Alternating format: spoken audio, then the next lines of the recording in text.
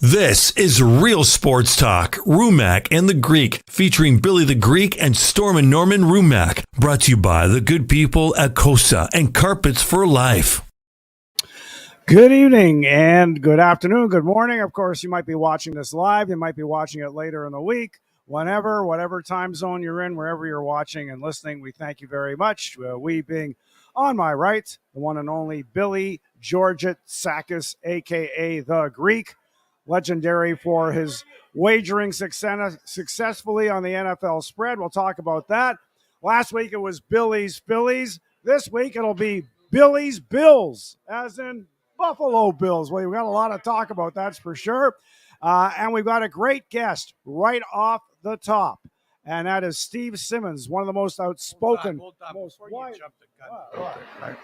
Take it easy, breathe a little bit, compose yourself. I know there's a big crowd down here, live studio audience. Hockey Hall of Fame stuff. For heaven's sake, you know what the most important thing in this operation is? It's the good people at the Central Ontario Standardbred Association, our good friends at COSA, the Mayor of Carpets. How do you think this operation? Where do you think? How do you think I can afford to buy shirts like this $700 shirt, Rumack? Yeah, no, I like the COSA, chest. Thank Carpets for Life. Forget about the small talk.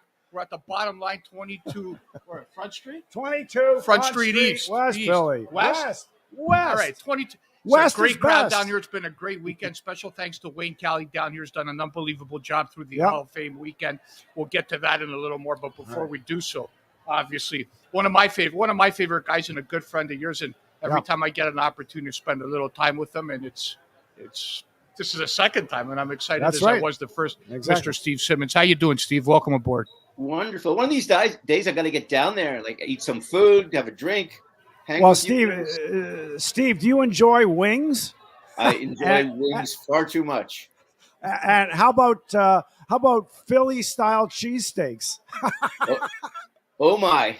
You're now hitting on all my weaknesses. All right. Well, certainly writing is your strength, and you've got a new book out, A Lucky Life. So obviously you've been writing, comparatively speaking, forever. You've seen everything there is to see. World Series, Super Bowls, Grey Cups, Stanley Cups. You worked in Calgary to get your career kick-started. You've been in Toronto for a long time. So, Steve, amongst all the things you could write, what was the inspiration specifically for A Lucky Life, this new book you have out? Well, what it is, Norm, actually, it's kind of a history book. I'm now 41 or 2 years in the business as a sports writer. And when you look back in a large picture way, it's incredible when I think of where I've been and the opportunities I've had and the places I've been to and the events I've certainly seen live. And we were sitting around, a group of us, not sports people, just friends of ours, sitting around. This is months before the idea even came to me as a book. Sitting around talking about, where were you when this happens? When this happened, which all of us do. Where were you when Paul Henderson scored, or where were you when Donovan Bailey won the 100, or Doug Gilmour did the wraparound, or Kawhi Leonard hit the jump shot, or Joe Carter hit the home run, or whatever. And we started going through all the sports things post Paul Henderson, and it was like Donovan Bailey won, I was there. Sidney Crosby scored, I was there. Kawhi Leonard hit the shot, I was there. And it was like all of a sudden it kind of hit me that, my God, what a lucky life you've had. And that's sort of where the title begins. And then it was like all these things that most of Canadians and most of sports fans across North America would have seen at home with their television, I was at covering. And it just worked out for me, probably more than anyone else in the business, I think, because as a general columnist, you were at baseball things and hockey things and football things and basketball things and Olympic games and all that. So it wasn't like you were tied to one sport. I was at all of these things. And then I started sort of piecing it together. This might make a book. And then I thought, from another point of view, Walter Gretzky passed away. And I started thinking about how the country reacted to Walter Gretzky passing away. It was national news on CBC and CTV. Like, they covered his death, the death of a hockey father, of the hockey father. And I thought, I have a pretty good piece from Wayne Gretzky's last game about Wayne and Walter and going to the rink together one last time. and what do kids do when they start in hockey when they're 7 or 8 or whatever age it is. You're going with your dad or your mom, usually fully dressed. You get there, then they tie the skates on you and put your helmet on, and off you go. Wayne wanted for his last game to go with his dad to the rink. and it was really important to him to do that. And I wrote about it that day. And so that was sort of the beginning. I have to open the book with Gretzky's last game. And what the book is, it's not anything new written, Norm. It's pieces that have already been written from a variety of events and a variety of things over the past 40 years, 87 columns in all, which represents about 1% or less than 1% of the amount of work I've done. I've written more than 8,000. Wow. But it was a question of, now what do you do? Which ones do you use? How do you use them? In what order do you use them? Where do you want to go with this? And it really mattered to me to have a historical sense that anyone who wants to find, what was it like when Alomar hit the home run in Oakland? Like, what was that day like? Well, you can read about it from that day. And sometimes what happens is, sometimes I looked back at something. It's kind of like seeing a movie 20 years later. Some movies are pretty good 20 years later, and some movies don't hold up very well.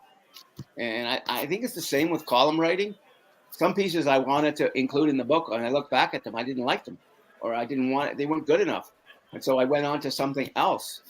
And in the book, there's a lot of stories you might know, but don't remember necessarily, or remember the details of. But there's a lot of stories and people you wouldn't know about at all. Do you think, Steve, Billy the Greek here, do you think, Steve, in hindsight, that maybe you wrote the book like about a month or two premature? Where were you? Where was Simmons when our good friend Josh Allen fumbled the ball on his goal line to destroy my pro line tickets, destroy every dream I had? I've been watching football, Steve, I don't know, quite a while. And I can count on one hand the finishes of that kind. You'd have to go back to remember, I don't know the characters in play, but the fumble. You remember the Jets Giants when they got the game in hand? In your experiences, where does that rank in terms of unbelievable head-scratching finishes, not only in the National Football League, but just in the world of sports in general? Well, I think that kind of finish is not unlike what we see in sports, really all the time in different ways. It's taken on a new meaning now that we're all betting on things, and we're all emotionally involved far more than we've ever been, emotionally or economically involved. And there's a piece actually in the book about the Buffalo Bills after they'd lost the 4 Super Bowls in a row. And it was a piece from training camp the next year. And Jim Kelly saying, it's everyone wants to get rid of us. Like, if all we do is lose Super Bowls. He says, well, someone is going to have to beat us for us not to get back there the next year. And they didn't go back to the 5th in a row. But, with this Buffalo Bills team, which can win a Super Bowl, I don't think they've written their final chapter yet of this season or any season, because I still think that when it comes down to it, this is one of 2 or 3 teams that can win the Super Bowl. And I'm not sure there's more than that. Okay. Oh, sorry, Steve. We just had a little internet flare there, so I just missed your last couple of words. So, Steve, one of the things that I've known, Billy's known, and we talked about it on our previous show, is because you're bold, outspoken, you say what you think, and some people and some athletes aren't going to take it so well, or even more than not so well. It'd be like a grudge for a short time, maybe a long time. You told us about Austin Matthews didn't like when you talked about his COVID test. That was a couple of years ago. You went way back, I think, and shared with Billy and I about, a squabble, an exchange of opinions about what you wrote about Ty Domi. This is already decades ago.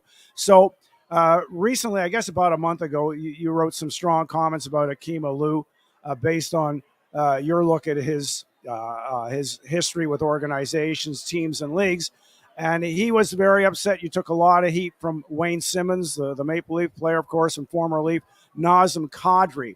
In terms of what they said, how did you feel about what they said in response? And did it change your mind at all about what you wrote or how you wrote about Akeem Alou? It changed my mind in how I wrote about Akeem Alou. It did not change my mind in what I said. And I maintain that, I don't think that someone who's had the history of problems that Akeem has had, should be a spokesperson for hockey in Canada. That's just my personal view. The mistake I made is I linked Wayne Simmons into it, where and I made the mistake of linking him in because in the same time that Aliu was not succeeding in the NHL, Wayne Simmons was. And that was a mistake on my part to link the two together. If I could write the item again, Wayne Simmons' name would be nowhere near it. And I'm not so sure the outburst that came after it would have happened. But I think if a lot of people knew what I know, and I'm not going to share that with you, they might have the same view I have. Okay. And just if I can, a quick follow-up, have you seen or interacted at all since then with Wayne Simmons specifically? I have, and I'll keep that conversation private out of respect for him. I not instantly, but upon the reaction, when you trend for 4 days on Twitter, it's not a pleasant experience. And so I approached Wayne to talk to him, and we had a meeting of sorts, and I will leave that inside the meeting, as they say. Okay. Sorry, just missed the last part of your comment. But just very quickly before Billy jumps in, I know you took some criticism from some media people. The bulk of, obviously, everybody in the sports media and the media in general. Did you get a lot of comments from people who weren't necessarily on Twitter about what you wrote?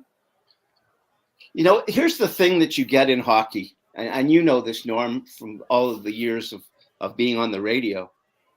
People will say something to you privately that they won't say publicly.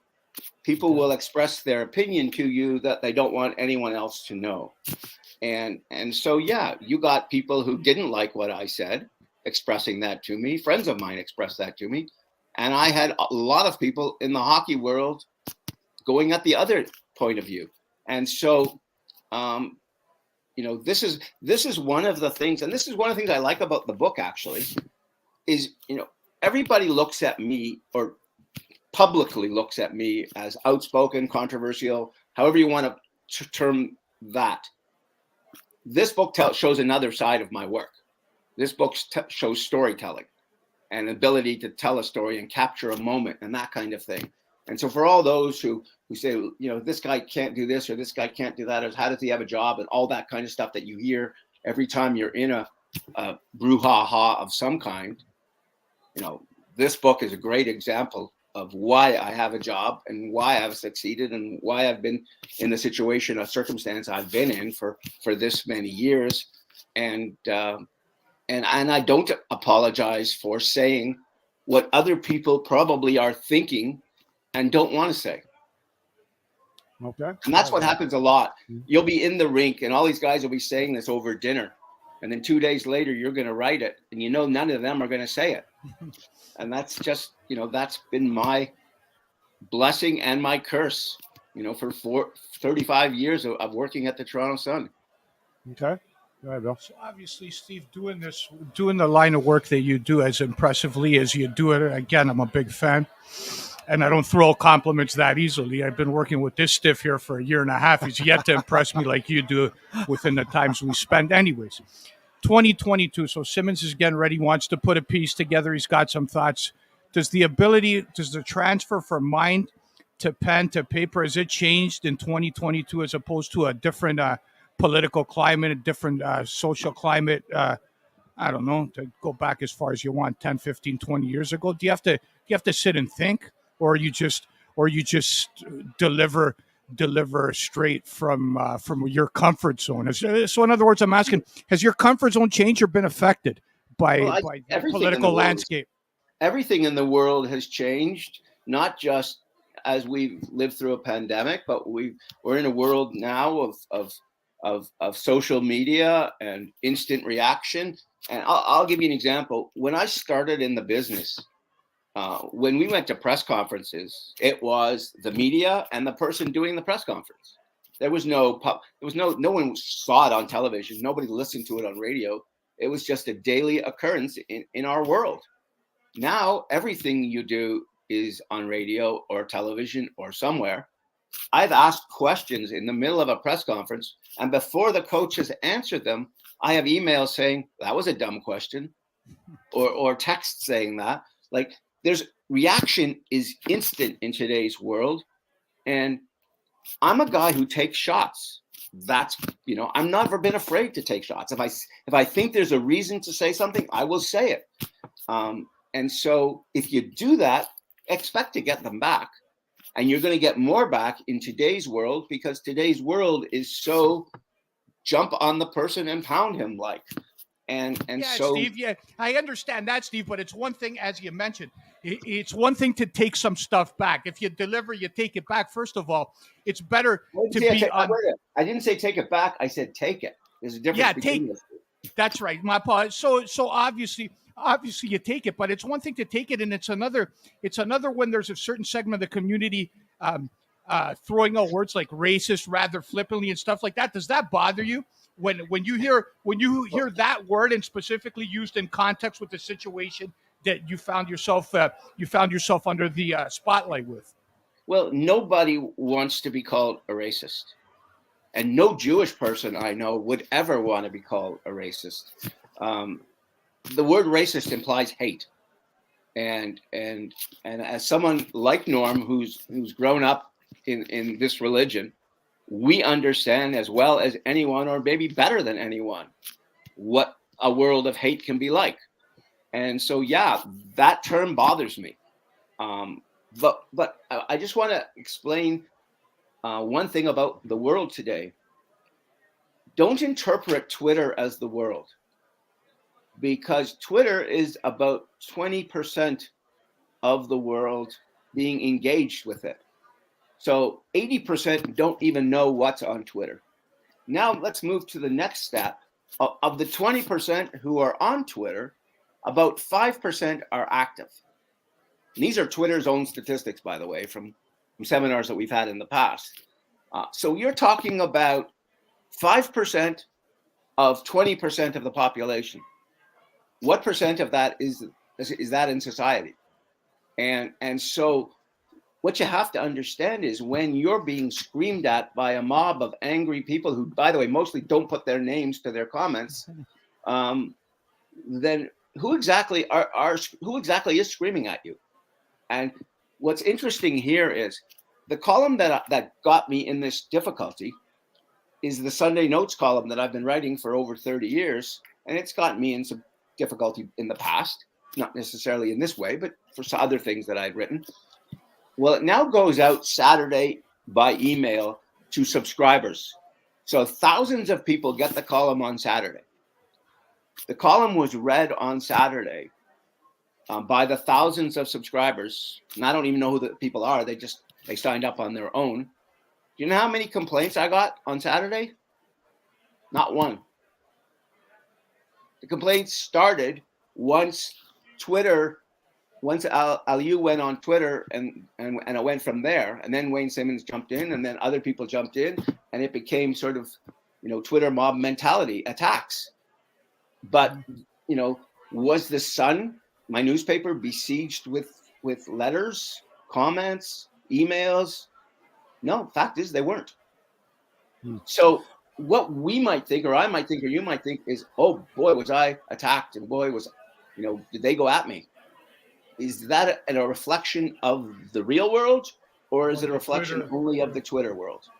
Okay. Steve, just one follow-up again on that story. So I don't have the NHL schedule in front of me, but whenever the Leafs meet up with Colorado, are you going to approach or try to have a chat with Nazem Kadri? Because, as you know, and we know, or I know, he was one of the ones who commented regarding your comments column on Akeem Alou. And obviously you'd spoken with Nazem when he was a Maple Leaf, I'm sure, several times.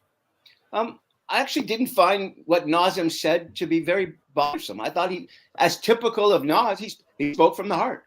And he said what he believed, and he said what was on his mind. And he didn't really take a nasty shot at me. he said some things, and I appreciate what he said, and I frankly looked at what he said and said, yeah, that's us, and I'm okay with what he said. Okay. All right, fair enough. All right, so let's get into some local stuff here. Just quickly, obviously, you've written about everything that's happened, but for the people watching our show who may have missed your comments, your thoughts on the Blue Jays as right from the outset of the season, even spring training, most people, well, good candidates to get to the World Series and maybe win the whole thing. And instead, exit stage left after 2 games with Seattle. Your summation of the Blue Jays season and the quick collapse in the postseason.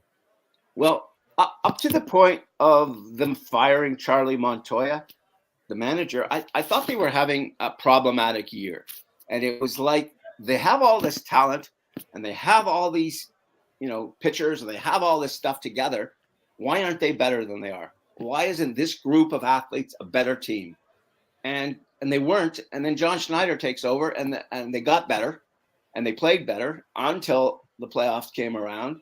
And what you saw when you watched the Houston Astros win the World Series, when you watched the Phillies get there, when you watched even the Yankees get to the American League Championship Series, what you saw are the things the Blue Jays don't do and need to do better. They don't work at bats the way Houston works at bats. They don't work at bats the way the Yankees work at bats. So their outs are too easy. And everybody seems to know how to pitch when you're getting all that scouting. Everyone seems to know how to pitch to Vladdy Guerrero and Bo Bichette in those circumstances. You look at what Schwarber did for the Phillies, or what some of the other guys did, Alvarez did for Houston. How many big hits did they have throughout the playoffs? You need those guys to come up big. Now you look at the pitching side of it, and the bullpen for the Houston Astros essentially won them the World Series. Mm-hmm. I think they went 47 innings and 1 earned run. So it's a ridiculous number. Whatever it is, it's nuts. And what did they have? I think they had like 57 strikeouts in 47, another crazy number. They're throwing, all those guys are throwing 98, 99, and 100, and they're striking out people, and they're swinging and missing with people. Blue Jays didn't have a swing and miss bullpen. And because they didn't have a swing and miss bullpen, they got into all that trouble in Seattle in the second game. And we watched when you have that kind of bullpen. And we saw it here, not a swing and miss bullpen, but we saw a great bullpen here in 1992 when the Blue Jays won the World Series.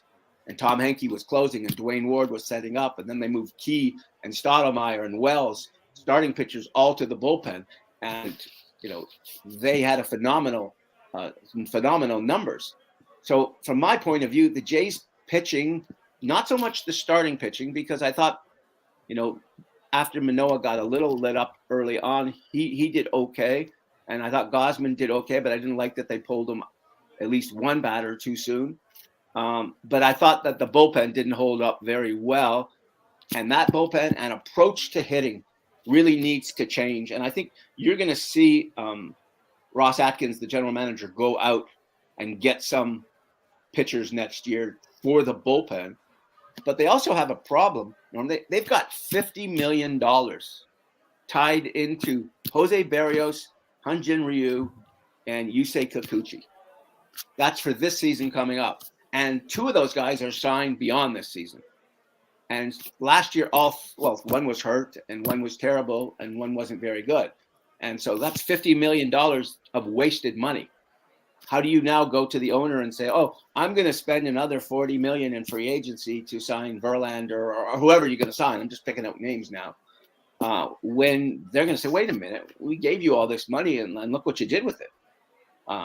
And so there's a very good roster there that needs some tweaking, that needs some coaching adaptability. And I think next year they'll go into next season again as one of the favorites in the American League.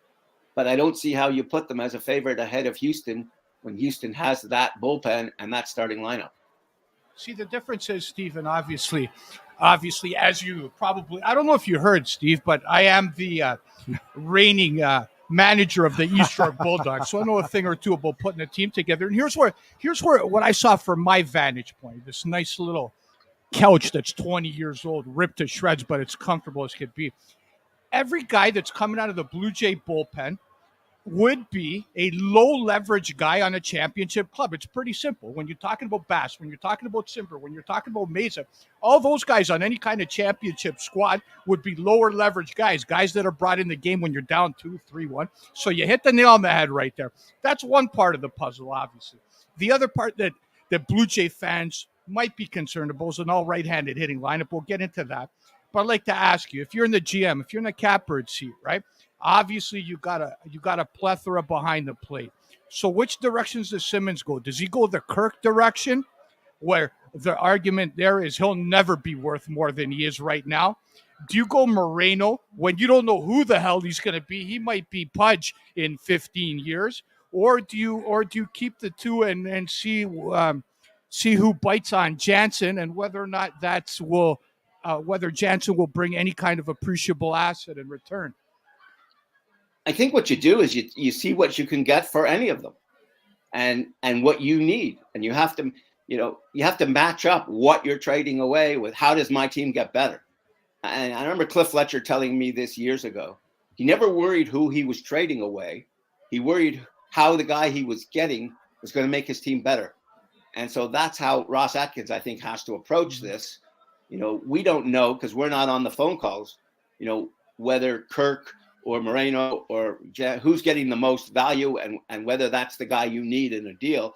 I like Kirk because I think he's a rare offensive player. Yeah, he is. And by rare, I mean just a guy who understands hitting.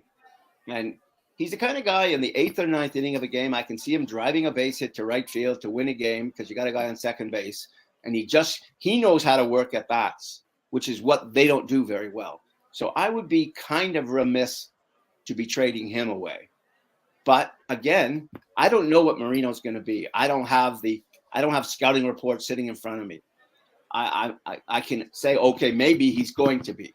But how many times have we heard that someone was going to be the next whomever? The Blue Jays made a trade for Troy Tulowitzki when Alex Anthopoulos was here, and he was very upset about having to trade Jeff Hoffman away, who was his best pitcher in the minors. Well, Jeff Hoffman, 6 years later? He's done nothing. He's a nobody. Yeah. He never turned into anything. We can go through all of those deals over the years. So every once in a while, you get a Teoscar Hernandez in one of those deals. But a lot of the times, you get Jeff Hoffmans or those kind of guys. And so from the Jays' point of view, they got to be careful in everything they're doing. And one thing we haven't even touched upon is their defense. And their defense in particular at shortstop next year when there's no shifting anymore. I think you're going to put more pressure on the infielders than there was this year because with shifting, it's easier to play the position. I'll give you an example. Baseball has a stat called runs saved. The rookie shortstop for the Astros saved 15 runs this season. Bo Bichette playing shortstop for the Blue Jays was minus 15. That means the difference between the Houston shortstop and the Toronto shortstop was 30 runs. That's an enormous difference. All right, Steve. Okay, fair enough. So, all right, and I'm inclined to agree with you. So the question at this point in time, and many have made the case that Bo Bichette's not an everyday big league shortstop. Guy works hard. He led the league in hit. Obviously led the league in the AL in hits a couple of years, so he's not chopped liver. How now do you propose we have that conversation and say, listen, Bo, you got to move to second base. Obviously, second basemen don't get paid as much as bona fide shortstops. How do the Blue Jays have that conversation? And if you're in that spot, obviously you just said it that you pointed out the shortstop spot. How would you move him to second and then still go about not losing him in terms of where he's at psychologically? Maybe I'm old school. There was a guy named Alex Rodriguez who was a shortstop. New York Yankees moved him to third base because they had Derek Jeter. There was a guy named Cal Ripken who was a shortstop. He got moved to third base because defensively he was starting to slow. You don't need, it's not a conversation. You just say, Bo, you're playing second base this year. All right, who's playing shortstop then? Well, guess what? Free agency's going on right now. You got to make. Who do you like? Who do you like? A lot of. I like Carlos Correa. I like Xander Bogaerts. I like the guy from the Dodgers. There's a lot of guys to like. It's a question of who are you going to get at what price in what circumstance. So that's are something you would do. Are they what you want for that situation? That's why the general manager gets paid the way he does. That's why the scouting staff gets paid the way they do. Everybody that sits at home in sports, I'm going to trade this guy for this guy. You know why they say that? Because they're effing clueless. They've never made it. Don't talk about Norm like that. That's not nice, Steve. That's not nice to talk about Norm like that. You know what? To be perfectly honest, trades aren't made like that. Trades are made when teams do deep dives into what they're giving up and what they're getting. It's not the guy phoning Norm at 11 o'clock at night and saying, we need Wendell Clark back. That makes for great radio, but it doesn't work much in the real world. And, look at Kyle Dubas right now trying to get a defenseman for the Leafs or Pierre Dorion in Ottawa trying to get a defenseman for the poor Ottawa Senators. It's not so easily done. You just I like that guy, therefore I'm going to pick him up. You don't make those deals very often. Steve Simmons is our guest, the outspoken and highly successful columnist for the Toronto Sun, most read. I think I've got that right, don't I, Steve? Most read columnist in Canada on sports. Two things. One, the most read, but there's a new stat that the newspapers can track. It's called engagement. So they can track how long does someone invest in your column. Now, I'm fortunate. The Sunday column I write is 2,400 words, so it takes a while for people to read it. But the engagement time I have, last I checked, was number one in the post media chain, not for sports writing, but for any writing. Well, that's about as big a compliment as you can get. Steve Simmons also, his new book, that's what we're talking about, A Lucky Life, with all the great events he's covered, some of the columns that he's written. So, Steve, just shifting over, a nice segue you and Billy did there to the Maple Leafs. All right, so a lot of us, Billy and I, and I'm sure you included, we're talking about the goalkeeping that Kyle Dubas has arranged for this year. Now they got injury problems with goalkeeping. As the season goes on, I mean, the Leafs got enough offense to keep up with anybody, but that's been the case for a long time. Do you see this getting to be problematic where maybe, I'm saying maybe, Dubas has to maybe try a trade he didn't want to do to correct and maybe add to the defense or add to the depth? What do you think? Well, first off, you need your 1, 2, 3, and 4 on defense to be of a reasonable quality to be a Stanley Cup contender. So right now, Jake Muzzin is out, and we don't know when or if he's coming back. And I wouldn't be the least bit surprised if his career is done. So Jake Muzzin, who was the Leafs' number 3 defenseman, is now moved to the side for now. TJ Brody, who's either 1 or 2, depending on where you put Morgan Riley, is now hurt. So the Leafs don't have a 1 or a 2, depending on how you rank them, a 3. And the only reason that you would put Justin Holl in as a 4 is because when he played with Muzzin, he could sort of assume that role. But if you remove Muzzin from that package, Holl is more of a 5 and a 6. So the Leafs have maybe a 1, 2 is hurt, 3's out maybe for the season, 4 is not really a 4, and they got 5, 6, 7, 8, and 9 on their defense. Does that look like a contender to you? And at the same, all this is happening at a time when the guys who are the offensive guys, the scorers, the Leafs were second in the NHL in scoring last year. As of the weekend, they were 24th. So the big guns aren't coming through, and the little guns aren't coming through, and the defense is all beaten up, so they're not getting the puck to them. And so there's a lot of things to be, if you're Kyle Dubas right now, there's a lot of things to worry about. And goaltending actually might be the least of them right now, because Matt Murray's coming back to play on Tuesday against Pittsburgh, and I don't know how far before Samsonov is ready to play, and he was looking reasonably okay when he was playing. And so goaltending will only be the problem if their defense is so bad that they need to be saved from it. at times, and we don't know where that stands yet because we don't know really who the defense is going to be. Mm-hmm. Kind of the defense is reminding people of the Blue Jay bullpen. Anyways, areas of concern. I would say this: that obviously, when you take a look at the Toronto Maple Leafs, in my eye, they've looked this year like the least likely, in my eyes, over the last 3 years. Every year I come into the season having a little bit of hope when I see the roster and I see it put together. And it's funny how sports work. This is the least likely club I've seen to this point in terms of making a playoff run, which will surprise us moving forward. And they'll go to a conference final. Who knows? But here's what somebody could turn around and say to you, Steve, all right, you said we don't have a defense. The defense is terrible. Your big guys are not scoring, but there's only 5 teams in the league with more points than the Leafs. So they haven't played good whatsoever. Their guys are not firing. They're hurt, but there's only 5 clubs in the entirety of the game with more points. That's why there's some reason for optimism, because, like you, most years in recent times, I've thought by about mid-November that this is a team that can contend, and they haven't come playoff time. But this looked like a team.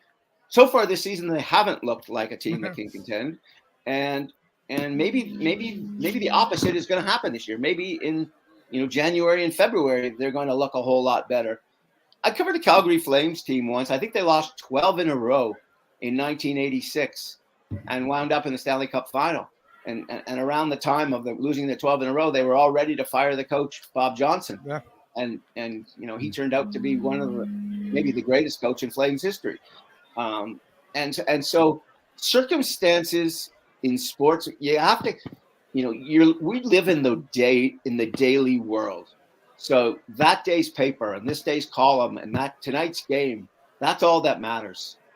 But it's the GM's job and the president's job and the people who run the team's job to look beyond just today and what is going on right now with this team. What do we see a month from now? What do we see 2 months from now? How do we see things getting better or changing? And I think you have to look at all of those aspects. And I still say, when you have a Hart Trophy winner at center, even though not having a great year right now, when you have a first-team right winger, the only first-team right winger to win 2 years in a row in the history of the Toronto Maple Leafs, which, we're talking 100 years or so. And so when you have those assets, when you have someone with the crazy skill of William Nylander, they can do things that other people can't do. It's a question of when do you do them, how do you do them, and can you do them when it matters most? And we saw the thing on the weekend where Gloria Salming was honored, and there was Lanny McDonald, and there was Darryl Sittler, and there was guys from that late 70s, early 80s Maple Leafs team that was so beloved in Toronto and in Canada. Yeah. What made that team so beloved? They had some playoff runs. They got to the conference finals against Montreal. They beat the New York Islanders that went on to win cups in overtime. Yeah. They did something. They had incredible series against the roughhousing Philadelphia Flyers. They had, when you watch that team play, man, you felt. I think the Leaf team now needs to go back and get some of that from that 78, 79, 80 Maple Leafs team. Find some of that energy and heart and grit. And, those are things in hockey that you can't measure. You're not going to measure that, in telling me zone entries and all the rest of those gobbledygook numbers. You still need that to play. And we've seen it with, we saw it with Tampa winning their 2 cups, and we saw it last year with Colorado, how much Kadri meant to them. I wonder what's going to happen to them when they don't have Kadri come playoff time. You need to be not just great, but you need so many other things to win. Yeah. And when you look back, obviously, Steve, you look back at games 6 and 7 of last year, the line in the salary cap world is so fine, obviously. If one team had Nick Paul, a trade acquisition late in the year for a bag of hockey pucks and a couple of mil, and one team didn't, right? When you talk about the difference between Toronto and Tampa Bay. So I'd argue that, or I'd suggest that the most important day in this Leaf season, nothing good can come from the regular season, right? If it didn't last year, you had the first MVP in a lifetime. You set the franchise record in points per season, and the season was a bust. So nothing good can come in the regular season. So obviously, I would say for Leaf fans to hold off until after the trade deadline and see what this club looks like. But let's suppose. Let's suppose. Hold on, Steve. Let me just add to that and then throw it over to you. Let's suppose doesn't go well. Is there an iota? Is there a sliver? Is there any chance in the world that a Leaf team, A, heaven forbid, doesn't make the playoffs, or B, gets eliminated in the first round? Is there any way that the Shanny plan will go to year 10 in the 5-year plan if these things don't happen? Well, when you're talking about other people making those determinations, other people being Larry Tannenbaum or the head of Bell or the head of Rogers, if the Leafs have another year in which they're out round one and nothing happens, I think those guys more than anyone else will be the determining factors on who goes or who stays. I can tell you this much, and it's my opinion. I don't have this factually in my pocket, so to speak. I believe that Brendan Shanahan probably wanted to sign Kyle Dubas before this season or re-sign him. Mm-hmm. And I believe that he wasn't able to do so because ownership wouldn't allow that to happen. And so at the end of this season, if they weren't, if they were putting him on notice, like, we're not signing you without seeing what else there is here. If they go out first round, I could see Shanahan staying and Dubas and Sheldon Keefe going, or I could see all three going, depending on who's going to make that call. But I think they do like what Brendan Shanahan has brought to the organization in many ways other than tracking playoff wins and losses. And his job is multidimensional. So, to say... Should that happen? Hold on. Should that happen, would you be thinking of applying for the job? Oh, no, absolutely not. Okay. Sorry, Steve. So I just want to say you made some great points about those Leaf teams that you were highlighting vis-a-vis the Islanders, 78, the Flyers, 76. Names a lot of folks wouldn't be familiar with. You and I would be. And whether it's Pat Brutet, Dave Tiger Williams, the late Scott Garland, who was going to punish Mel Bridgman severely for beating up Borja Salmi. He had him down on the ice like this, and Scott Garland took the high road, and he could have damaged the guy, but he did. Anyway, I'm just saying a lot of those character guys were huge, and the Leafs need more of that kind of character from all their players come playoff time to stick together. And that's why you're right. Those teams are still beloved to this day. And then the Pat Quinn Leafs and the Pat Burns Leafs, you're right. They may not have been the most talented group ever, but boy, come playoff time, they were a pain in the ass to whoever they played, and that's why we love them. All right, I just have let me just say one thing, Norm. There was a certain structure to Roger Nielsen's teams, to Pat Burns' teams, less so to Pat Quinn's teams, but to certainly Burns' teams and Nielsen's teams, there was a structure. So the third line wasn't just a third line. This was their job, and they knew what it was, and they knew what they were supposed to do. And the fourth line had an identity, whether it was centered by Jimmy Jones or whoever it happened to be over the years. And I think that's one thing the Leafs haven't, unfortunately, this is where salary cap has come in and really hurt the Leafs. You develop a Zach Hyman, you lose him because you can't afford to do it. You develop a Connor Brown, you can't afford to keep him. You develop, there's other players I'm not coming up with right off the top of my Ilya Mikheyev, and you lose him because you can't pay him. Those are all guys that you would love to have in your lineup right now, because they're all guys that are gritty and understand, what it takes to win and all the things involved, and they understand being lesser lights down in a lineup. Mm-hmm. But every time you have to, lose one of those guys, you're replacing him with a lesser. And that's really hard to do when you haven't won anything yet. Okay. All right, Steve, I want to take in a different direction. Everyone across Canada is amped to see how our fellas do at the World Cup of Soccer in Qatar, getting underway in less than a week's time. So obviously, most of the games are on the afternoon, and so it won't be a conflict necessarily with the Leafs and the Raptors. But I don't think our guys have to do anything like miracle on ice. But I think if they make Belgium and Croatia sweat it, keep it close. Maybe I even said to Billy and some of the other fellows we've had on here, James Sharman, I said, look, if they could even get a draw against the Belgians and the Croatians based on their abilities, those two clubs to win the whole thing, those two teams, I think that's going to take. I mean, soccer has already grown exponentially. I think that kind of success, grab the country by your effort and determination, even if you lose, even if you can't get to the knockout stages, that could exponentially again grow footy in this country. Do you agree? Asking me a soccer question, Norm, would be like asking a Russian who didn't speak a word of English something without a translator. It's not my game. It's not my world. I am thrilled that Canada is going to the World Cup. I'm thrilled for the people involved. I'm thrilled for some of the people I know. And I'm going to watch like everyone else going to watch. But I can honestly tell you right now, I don't even know the positions in soccer. I don't know who plays where. I don't know which guy. Okay. Here's one thing, Steve. Sorry, I'm going to throw a name out at you. And do you know who Mike Strange is? Does that name mean anything to you guys? Sorry, I missed it. It just broke up a little bit, Steve. Do you know who Mike Strange is? Does that name mean anything? I'll be honest and say no, I don't. Okay, Mike Strange. I'll tell you straight out, no. Boxed for Canada, I believe, at the 92 Olympics in Barcelona.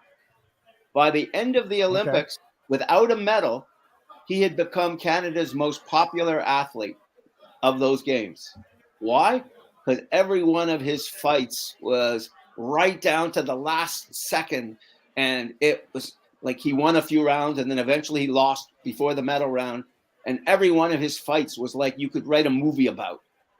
And so much effort and so much heart. And at the time, he was the guy who was getting interviewed after interview after interview on television and on radio and everything else. Why? Because Canadians love that. Canadians love grit. Canadians love effort. We love it in our hockey players. We love it in everybody else. We love it in our Olympic athletes. And we're going to love it in the soccer team if we see that from them. That more than anything else is what all people want is a performance to the best of your ability. We're not asking them to win the World Cup. But we're asking them to leave every ounce of themselves at this tournament. And, I'll go back to using Mike Strange. Mike Strange, he became a household name at the time in Canada without winning an Olympic medal, which is very unusual because he put so much heart into his fights. Okay.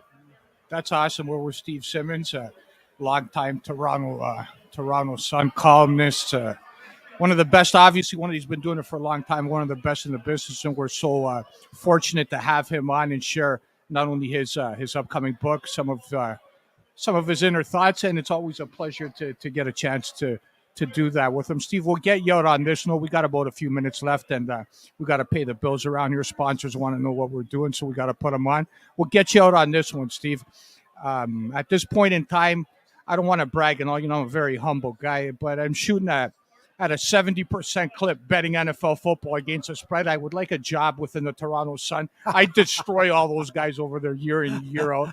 I don't know. I can't get a gig. Anyways, I'm not going to ask you for a job, but what I'm going to ask you for is give me and the people watching a little inside information on the 8-0 Philadelphia Eagles. Are they 8? I don't know. 8-0, 9-0 Philadelphia Eagles as double-digit favorites against the Commanders of Washington. Can Mr. Simmons smell what the Greek is cooking in terms of a possible upset? Is it too much to think? Yeah, absolutely. I got $80. I got $80 in my checking account. I'm thinking about laying it on the Washington Commanders money line. What are my odds? That 70% you're talking about? Yeah. It would drop to 68% if you made that bet. Probably right. And I'm one of the world's worst bettors, so I should never be getting better betting advice to anyone. But what I love about anyone who gambles is you only hear when they win. No doubt. You never say, or somebody say, "Oh, I lost a 4-game parlay yesterday." But when they win a 4-game parlay, They are walking around with their chest out like you wouldn't believe. And you sound like you're describing somebody, Steve. We got Yeah. one more. Here's what I'm going to ask you. Last question. Let me get I can't see you anymore, so I'm just talking to you. A computer died over here. Let me get a Steve Simmons National Football League. Give me a top 5, and make sure, Steve, if you want to be friends and get along, make sure the Cowboys hold the 4th or the 5th spot. Give me a quick top 5. Top 5 right now? Right now. Okay, I'm not going to go in order. The Eagles are obviously there. Yeah. The Buffalo Bills are there. The Kansas City Chiefs are there. And then it's like maybe the San Francisco 49ers are there. Mm-hmm. And I don't know who the next team would be, to be perfectly Dallas honest. Cowboys, Steve. America's team, Steve. If somebody else was coaching the Cowboys, I might agree with you. I just don't have a whole lot of faith in Mike McCarthy. And they look to be like a team that will get you to the second round of the playoffs or that, but they're not. They don't make me worried that they're going to win the Super Bowl. You know, you're right, and you're right. Obviously, Elliott is not what he was a few years ago. You know, they lost a real good receiver in Amari Cooper. I think they're a good team. They're a very good team, and there's not that many good teams in the NFL right now. Some of the teams we thought were going to be good aren't. Absolutely, it's been a crazy year, hasn't it? In terms of what we expected, like you're doing this for a long time. Did you have in your forecast? I don't know. You do an NFL forecast.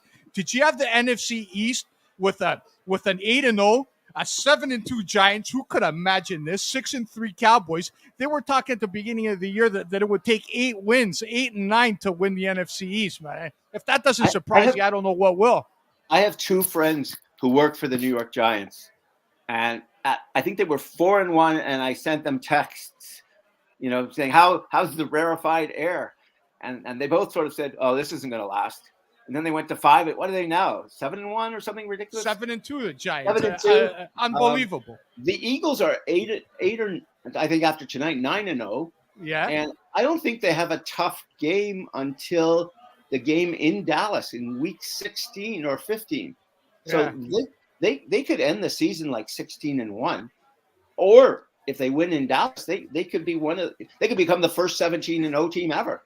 Unbelievable. They're not that good, but they're better than everybody else happens to be.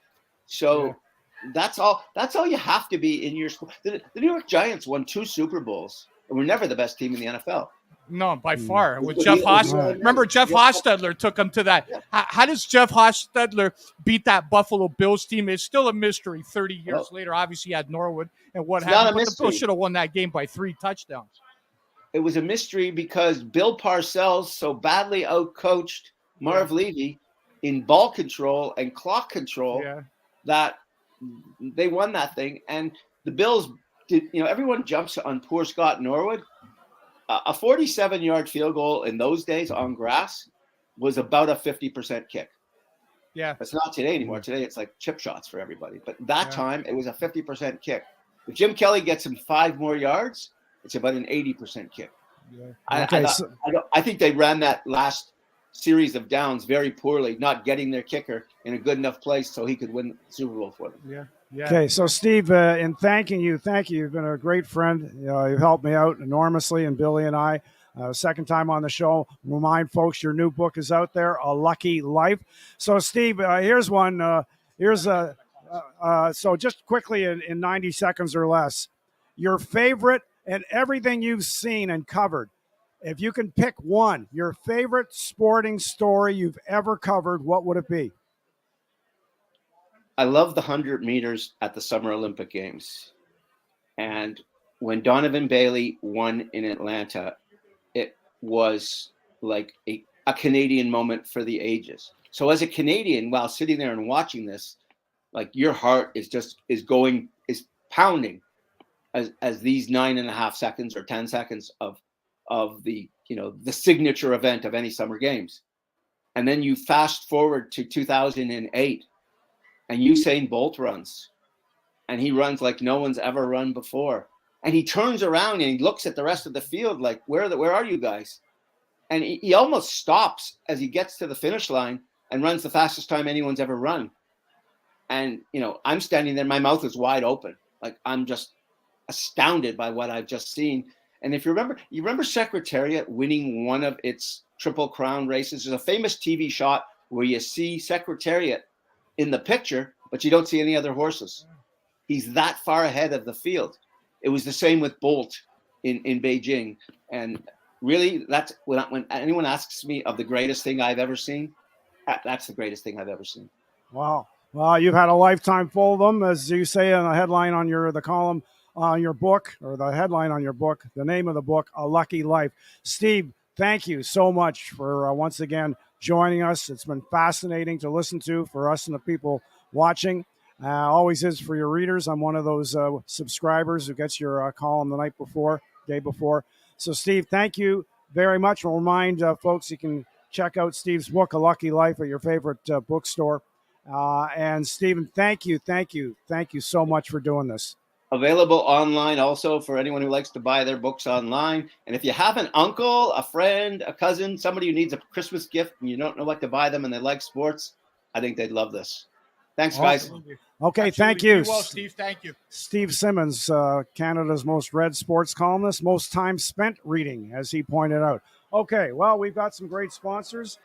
Billy? What's that? We don't need the earphones. No, we don't. No. Right? So we gotta. You know what? We gotta have a talk, man. We got about a couple. We got 5 minutes. We gotta get the sponsors. Okay.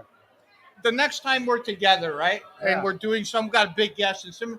Let the Greek ask a couple of questions, man. You hog up. First of all, you look sharp today, man. You're doing, for those of you watching, Norm's doing double duty down here. He'll be the muscle and at the bottom Billy line. never compliments me on my appearance, so nice. this is like a monumental. You look sharp. Okay, Norm Rumack looks sharp. The bottom line looks sharp. Yeah. Great stuff going on here, Norman. Yeah. It was a pleasure to see Stephen again. Yeah. The polarizing guy, but when you listen to him, he delivers what I always feel is common sense in my mind. And whether or not you agree or disagree, again, he's one of the pillars in our in the. And you know what also stands out? He does not run away from criticism or talking about criticism. He takes it head on. Yeah, absolutely, and we love to have him. Great guy, and we'll have him again down the road. It was a pleasure as always. Yeah, sure. It was a pleasure. I haven't got any chicken wing grease. You sure? Here's what we're going to take you out. We got two important people as part of this program, so we're going to take you out with our friend the Mayor Carpets. You call him the King. I call him the Mayor. Nikki Borsch. Yeah. And we're going to take you out with this week's Costa Classic and the good people at Costa. Thank you, and we'll see you next Monday. God bless. Thanks, folks. Welcome to Carpets for Life. For over 30 years, we have been servicing both residential and commercial clients in the sales and installation of custom stair runners on wall-to-wall areas.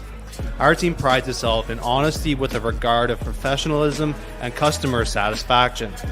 Our many testimonials and continuous referrals is a testament of the quality of workmanship we provide.